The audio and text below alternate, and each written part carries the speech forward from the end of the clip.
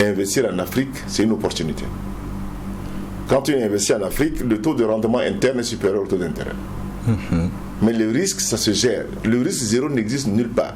Mais on affiche en Afrique pour dire que l'Afrique était un continent très risqué. C'est faux.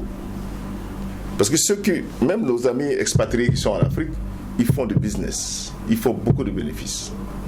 Donc, ça peut être également des barrières non tarifaires pour pouvoir exclure ceux qui veulent venir en Afrique. Donc, notre rôle en tant que fonds de garantie panafricain, c'est de travailler avec les pouvoirs publics, les banques centrales, pour changer la perception du risque.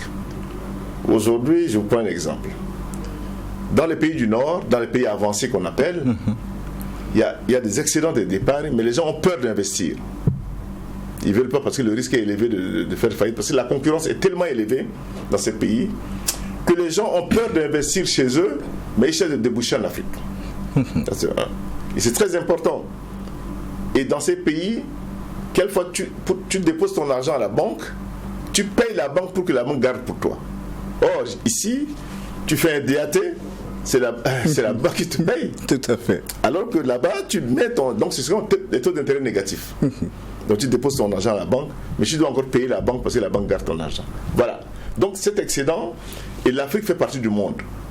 Normalement, nous, Africains, on doit travailler avec les partenaires internationaux pour les convaincre de venir investir chez nous, parce que les besoins de financement sont ici, les risques sont mitigés, et puis le taux de rentabilité est plus élevé que le taux d'intérêt. Donc c'est une question de politique, de stratégie et de dialogue, parce que l'Afrique est la nouvelle frontière de l'économie mondiale.